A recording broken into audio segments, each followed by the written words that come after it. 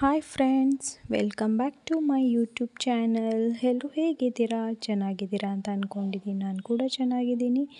ಇವತ್ತು ನಾನು ಮಧ್ಯಾಹ್ನದಿಂದ ವ್ಲಾಗ್ ಸ್ಟಾರ್ಟ್ ಮಾಡ್ತಾಯಿದ್ದೀನಿ. ಇವತ್ತು ತರ್ಣಿಕಾಳು ಇತ್ತಲ್ವ, ಇವಾಗ ಸೀಸನ್ ಅಲ್ವಾ, ಅದಕ್ಕೋಸ್ಕರ ಇವತ್ತು ನಾನು ಇದರಲ್ಲಿ ಅಂದರೆ ತರ್ಣಿಕಾಳು ಯೂಸ್ ಮಾಡ್ಕೊಂಡು ಇವತ್ತು ನಾನು ಬಸ್ಸಾರು ಮಾಡೋಣ ಅಂತ ಅಂದ್ಕೊಂಡಿದ್ದೀನಿ. ಎಷ್ಟೊಂದು ದಿನ ಆಯಿತು ಬಸ್ಸಾರು ಮಾಡಿ. ತರ್ಣಿಕಾಳು ತಿನ್ನೋದ್ರಿಂದ ನಮಗೆ ಪ್ರೋಟೀನ್ ಸಿಗುತ್ತೆ ನಮಗೆ. ಅದಕ್ಕೋಸ್ಕರ ಇವತ್ತು ತರ್ಣಿಕಾಳು ಯೂಸ್ ಮಾಡ್ಕೊಂಡು ಬಸ್ಸಾರು ಮಾಡ್ತಾಯಿದ್ದೀನಿ. ಅದಕ್ಕೆ ಏನೇನು ಬೇಕು ಅದನ್ನೆಲ್ಲ ರೆಡಿ ಮಾಡ್ಕೊತಾ ಇದ್ದೀನಿ. ಯಾಕಂದರೆ ನಾವು ಸಾಂಬಾರು ಪುಡಿ ಮಾಡ್ಕೋಬೇಕು. ಸಾಂಬಾರು ಪುಡಿ ಖಾಲಿ ಆಗಿಬಿಟ್ಟಿತ್ತು ಅಂತ ಅಂದ್ಬಿಟ್ಟು ಮೆಣಸಿನ್ಕಾಯಿ ಧನಿಯಾ ಎಲ್ಲ ಒಣಗಾಕಿದ್ವಿ ಮೇಲ್ಗಡೆ. ಯಾಕಂದರೆ ಅಷ್ಟಾಗಿ ಬಿಸಿಲೇ ಇಲ್ಲ, ಮೋಡ ಮುಚ್ಕೊಬಿಡುತ್ತೆ. ಇಲ್ಲ ಅಂತಂದರೆ ಬರೀ ಗಾಳಿನೇ ಬೀಸ್ತಾ ಇರುತ್ತೆ. ಆಷಾಢ ಆಗಿರೋದ್ರಿಂದ ತುಂಬ ಗಾಳಿ ಬೀಸ್ತಾ ಇರುತ್ತೆ. ನಾನು ಒಂದು ಕಡೆ ಮೆಣಸಿನ್ಕಾಯಿ ಹಾಕೋರು ಅದು ಇನ್ನೊಂದು ಕಡೆನೇ ಹೋಗ್ಬಿಟ್ಟಿರುತ್ತೆ. ನಾನು ಅದಕ್ಕೆ ಮೇಲ್ಗಡೆ ಟೆರೆಸಲ್ಲಿ ಮೋಲ್ಡ್ ಮೇಲೆ ಒಣಗಾಕಿದ್ದೀನಿ. ಬಟ್ ಆದರೆ ಒಂದು ಸ್ವಲ್ಪನೂ ಬಿಸಿಲೇ ಇಲ್ಲ. ಅದಕ್ಕೋಸ್ಕರ ಇವತ್ತು ಇಷ್ಟೊತ್ತಾಯಿತು ಮಧ್ಯಾಹ್ನದಿಂದ ವ್ಲಾಗ್ ಮಾಡ್ತಾಯಿದ್ದೀನಿ ಇವತ್ತು ನಾನು. ಅದರಲ್ಲೂ ನಮ್ಮ ಚಿನ್ನಮ್ಮನ ಹಿಡ್ಕೊಂಡು ಅಂದರೆ ಮೆಣಸಿನ್ಕಾಯಿ ಅವಳು ಮುಟ್ಟಿದ್ರೆ ಖಾರ ಅವಳು ಅಂದರೆ ಆಟ ಆಡ್ತಾಳಲ್ವ, ಎಲ್ಲೆಲ್ಲಿ ಕೈ ಇಟ್ಕೊತಾಳೋ ಗೊತ್ತಾಗಲ್ಲ. ಮತ್ತು ಕಣ್ಣಿಗೆ ಇಲ್ಲ ಬಾಯಿಗೆ ಇಟ್ಕೊಂಡ್ಬಿಟ್ರೆ ಕಷ್ಟ ಆಗುತ್ತೆ. ಅದಕ್ಕೋಸ್ಕರ ಅವಳು ಮಲಗಿಸಿ ನಾನು ಸ್ವಲ್ಪ ಹೊತ್ತು ಹೋಗಿ ಒಣಗಾಕೊಂಡು ಬರ್ತೀನಿ. ಅವಳನ್ನ ಎತ್ಕೊಂಡೋಗಿ ಅದು ಇನ್ನೂ ಡಬಲ್ ಕೆಲಸ ಆಗಿಬಿಡುತ್ತೆ ಅವಾಗ.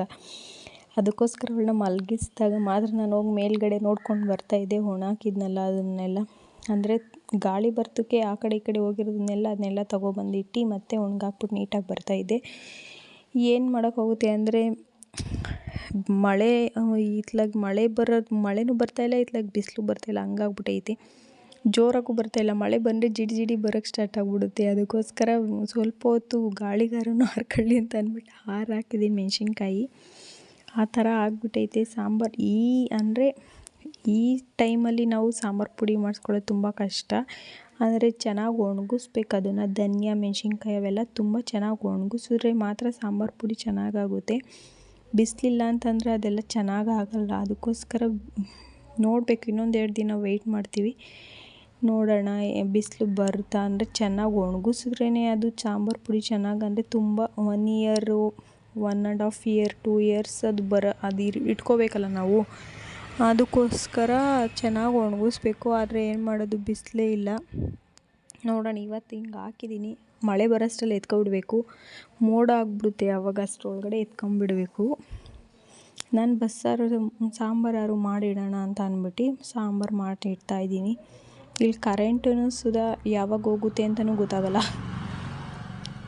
ಈ ಗಾಳಿ ಚೆನ್ನಾಗಿ ಬೀಸೋದ್ರಿಂದ ಎಲ್ಲೆಲ್ಲಿ ಮರ ಬೀಳುತ್ತೋ, ಎಲ್ಲೆಲ್ಲಿ ಲೈಟ್ ಕಂಬ ಬೀಳುತ್ತೋ ಅಂತಲೂ ಗೊತ್ತಾಗಲ್ಲ. ಕರೆಂಟು ತೆಗೆದು ಬಿಡ್ತಾರೆ. ಅದಕ್ಕೋಸ್ಕರ ಕರೆಂಟ್ ಇದ್ದಾಗಲೇ ನಾನು ಅಡುಗೆ ಮಾಡಿ ಎತ್ತಿಟ್ಕೊಂಡ್ಬಿಡ್ತೀನಿ, ನಮ್ಮ ಚಿನ್ನಮ್ಮಂಗೂ ನಮಗೂ. ನಾನಿವತ್ತು ಕಾಳಿತ್ತಲ್ಲ ಅಂತ ಅಂದ್ಬಿಟ್ಟು ಬಸ್ಸಾರು ಮಾಡ್ತಾಯಿದ್ದೀನಿ. ನಮ್ಮ ಚಿನ್ನಮ್ಮಂಗೆ ಅದರಲ್ಲೇ ಸಬ್ಸಾರು ಎತ್ತಿಟ್ಕೊಂಡ್ಬಿಡ್ತೀನಿ. ಸಬ್ಸಾರು ಅನ್ನ ತಿನ್ನಿಸ್ತೀನಿ ಅವಳಿಗೆ. ಯಾಕಂದರೆ ಅದು ಖಾರ ಇರುತ್ತಲ್ವ ಬಸ್ಸಾರು, ಅವಳು ತಿನ್ನಲ್ಲ. ಅದಕ್ಕೋಸ್ಕರ ಸಬ್ಸಾರು ಎತ್ತಿಟ್ಕೊತೀನಿ. ಸಬ್ಸಾರು ಎತ್ತಿಟ್ಕೊಂಡ್ಬಿಟ್ಟು ನಾನು ಮಾಮೂಲಿ ಸಾರು ಮಾಡ್ತೀನಿ. ಸ್ವಲ್ಪ ಸಾರು ಆ್ಯಡ್ ಮಾಡಿಬಿಟ್ಟು ಸಬ್ಸಾರನ್ನು ಆ್ಯಡ್ ಮಾಡಿಬಿಟ್ಟು ಅವಳಿಗೆ ತುಪ್ಪ ಹಾಕಿ ತಿನ್ನಿಸ್ತೀನಿ. ಅವಾಗ ತಿಂತಾಳೆ. ಅಂದರೆ ರುಚಿನೂ ಇರಬೇಕು, ಅವಳಿಗೆ ಖಾರನೂ ಇರಬಾರ್ದು. ಆ ಥರ ಮೀಡಿಯಮಲ್ಲಿ ಮಾಡ್ಕೊಂಡು ಕೊಡಬೇಕು ಅವಳಿಗೆ. ಅದಕ್ಕೋಸ್ಕರ ಸಾಂಬಾರು ಮಾಡೋಣ ಅಂದ್ಬಿಟ್ಟು ಮಾಡ್ತಾಯಿದ್ದೀನಿ ನಾನು. ಈ ವೆದರು ತುಂಬ ಗಾಳಿ ಬೀಸ್ತೈತೆ. ಆಷಾಢ ಇರೋದ್ರಿಂದ ಸಿಕ್ಕಾಪಟ್ಟೆ ಗಾಳಿ ಬೀಸ್ತೈತೆ. ಯಾವಾಗ ಹೇಗಾಗುತ್ತೆ ಅನ್ನೋದೇ ಗೊತ್ತಾಗಲ್ಲ. ಅದಕ್ಕೋಸ್ಕರ ನಾನು ಸಾಂಬಾರು ಮಾಡಿ ಇಟ್ಕೊಂಡ್ಬಿಡ್ತೀನಿ. ಅಂದರೆ ಕರೆಂಟ್ ತೆಗೆದುಬಿಟ್ರೆ ತುಂಬ ಕಷ್ಟ. ಆಮೇಲೆ ಮಸಾಲೆ ಎಲ್ಲ ಏನೇನು ಬೇಕಲ್ಲ ಅದಕ್ಕೆ ಹಾಕ್ಕೊಂಡು ಫ್ರೈ ಮಾಡ್ಕೊಂಡು ಅದನ್ನು ಆರಿಸಿ ರುಬ್ಬಿತ್ತಿಟ್ಕೊಂಡು ಅದಾದಮೇಲೆ ಇವಾಗ ಸಾಂಬಾರಿಗೆ ಒಗ್ಗರಣೆ ಹಾಕ್ತಾಯಿದ್ದೀನಿ. ಸಾಂಬಾರಿಗೆ ಸ್ವಲ್ಪ ಎಣ್ಣೆ ಹಾಕಿ ಸ್ವಲ್ಪ ಸಾಸಿವೆ ಹಾಕ್ಬಿಟ್ಟು ಕರಿಬೇವು ಮತ್ತು ಸ್ವಲ್ಪ ಈರುಳ್ಳಿ ಹಾಕ್ಬಿಟ್ಟು ಒಗ್ಗರಣೆ ಮಾಡಿಬಿಟ್ಟು ಅದಕ್ಕೆ ರುಬ್ಬಿರೋಂತಹ ಮಸಾಲೆ ಹಾಕ್ಬಿಟ್ಟು ಚೆನ್ನಾಗಿ ಕುದಿಸ್ಕೊಂಡು ಆಮೇಲೆ ನಾನು ನೀರನ್ನ ಆ್ಯಡ್ ಮಾಡ್ತೀನಿ. ಮತ್ತು ರುಚಿಗೆ ನಮ್ಗೆ ಎಷ್ಟು ಬೇಕೋ ಅಷ್ಟು ಉಪ್ಪನ್ನ ಆ್ಯಡ್ ಮಾಡ್ಕೊಳ್ಳಿ. ಮತ್ತು ಹುಣಸೆಹಣ್ಣು ರಸನ ನೆನೆಸಿಟ್ಟಿದ್ದೀನಿ, ಅದನ್ನು ಆ್ಯಡ್ ಮಾಡ್ಕೊತಾ ಇದ್ದೀನಿ ಇದರೊಳಗಡೆಗೆ ನಾನು. ಅದಕ್ಕೆ ಸಾಂಬಾರಿಗೆ ನೀರು ಎಷ್ಟು ಬೇಕು ಅಷ್ಟನ್ನು ಆ್ಯಡ್ ಮಾಡಿ ಇನ್ನು ಸ್ವಲ್ಪ ಒಂದು 5-10 ಮಿನಿಟ್ಸ್ ಅಂದರೆ ಹುಣಸೆಹಣ್ಣು ರಸ ಒಂದೆಲ್ಲ ಹಾಕ್ಬಿಟ್ಟು ಆದಮೇಲೆ ಒಂದು 5-10 ಮಿನಿಟ್ಸ್ ಚೆನ್ನಾಗಿ ಕುದಿಯೋಕೆ ಬಿಡಬೇಕು ಅದನ್ನು. ಅಂದರೆ ಅದು ಒಂದು 10 ಮಿನಿಟ್ಸ್ ಆದಮೇಲೆ ಚೆನ್ನಾಗಿ ಬಾಯ್ಲ್ ಆಗುತ್ತೆ. ಬಾಯ್ಲ್ ಆದಮೇಲೆ ಅದು ಸಾಂಬಾರು ರೆಡಿ ಆಗುತ್ತೆ. ಅದು ಈ ವೆದರ್ಗೆ ಬಿಸಿ ಬಿಸಿ ಬಸ್ಸಾರು ಜೊತೆಗೆ ಮುದ್ದೆ ಮತ್ತು ಜೊತೆಗೆ ಕಾಳು ಹುರಿದಿರೋಂಥ ಕಾಳು ಪಲ್ಯ ಅಂದರೆ ಅದನ್ನ ಹಾಕ್ಕೊಂಡು ತಿಂತಾರೆ ಅದ್ರ ಮಜಾನೇ ಬೇರೆ. ಇನ್ನೊಂದು ಕಡೆ ನಾನು ಪಲ್ಯ ಮಾಡ್ಕೋತಾ ಇದ್ದೀನಿ. ಕಾಳಿದೆ ಅಲ್ವಾ, ಅದಕ್ಕೋಸ್ಕರ ಅದಕ್ಕೇ ನಾನು ಪಲ್ಯ ಮಾಡ್ಕೋತಾ ಇದ್ದೀನಿ. ಈ ವೆದರ್ಗೆ ಬಸ್ಸಾರು ಮತ್ತು ಹಸೆ ಕಾಳು ಹುರಿದಿರೋಂತಹ ಕಾಳು ಅಂದರೆ ಸಖತ್ತಾಗಿರುತ್ತೆ. ಕಾಂಬಿನೇಷನು ಚೆನ್ನಾಗಿರುತ್ತೆ. ಒಂದು ಕಡೆ ಸಾಂಬಾರು ರೆಡಿ ಆಗ್ತೈತಿ, ಇನ್ನೊಂದು ಕಡೆನೂ ಪಲ್ಯನೂ ರೆಡಿ ಆಯಿತು.